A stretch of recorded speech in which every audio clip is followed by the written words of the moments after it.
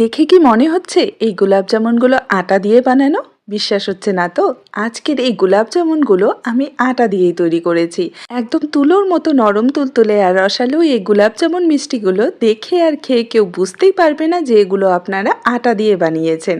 বেশি টাকা খরচ করে আর মিষ্টির দোকান থেকে গোলাপ জামুন কিনে আনতে হবে না। এখন মন চাইলেই ঘরেই বানিয়ে নিতে পারবেন সামান্য কিছু উপকরণে। প্রথমবারই একদম পারফেক্ট গোলাপ জামুন মিষ্টি তৈরি হয়ে যাবে, কোনো কিছুই ওয়েস্ট হবে না। একদম সহজভাবে আজকের এই রেসিপি আপনাদের সাথে শেয়ার করব। তো হ্যালো এভরিওয়ান, কেমন আছেন আপনারা সবাই? আশা করি আপনারা সবাই ভালো আছেন and welcome to my channel. তো আজকের এই রেসিপিটা যদি আপনাদের ভালো লেগে থাকে অবশ্যই লাইক আর শেয়ার করবেন, আর আমার চ্যানেলে নতুন এসে থাকলে চ্যানেলটাকে সাবস্ক্রাইব করে নেবেন। চলুন তাহলে আর দেরি না করে ঝটপট বানিয়ে নিই এই দারুণ স্বাদের নরম তুলতুলে গোলাপ জামুন মিষ্টি। তো এই মিষ্টি বানানোর জন্য প্রথমেই আমাদের লাগবে আটা। এখানে আমি মেজারিং কাপে মেপে হাফ কাপ আটা নিয়েছি। আপনারা যে কোনো চায়ের কাপ বা বাটিতে মেপে কিন্তু উপকরণগুলো নিয়ে নিতে পারবেন। খেয়াল রাখবেন আটাটা অবশ্যই মেপে নিতে হবে। এখানে আমি আশীর্বাদ আটাটা নিয়েছি, আপনারা যে কোনো প্যাকেটের আটা বা খোলা আটা যেটা খুশি নিয়ে নিতে পারবেন, ঠিক আছে?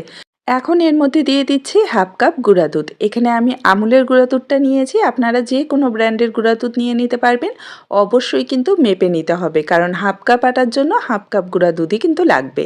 এর সাথে আমি সামান্য একটু লবণ দিয়ে দিচ্ছি, মিষ্টি জিনিসে লবণ খেতে পছন্দ না হলে স্কিপ করতে পারবেন।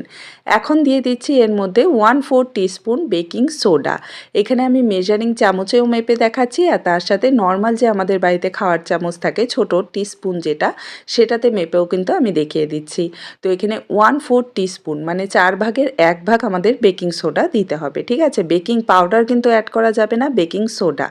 তো এখন সব শুকনো উপকরণগুলোকে খুব ভালো করে একটু মিশিয়ে নিচ্ছি। তো এই যে দেখুন এখানে ভালো করে মেশানো হয়ে গেছে। এখন এর মধ্যে আমি দিয়ে দিচ্ছি 2 চামচ ঘি।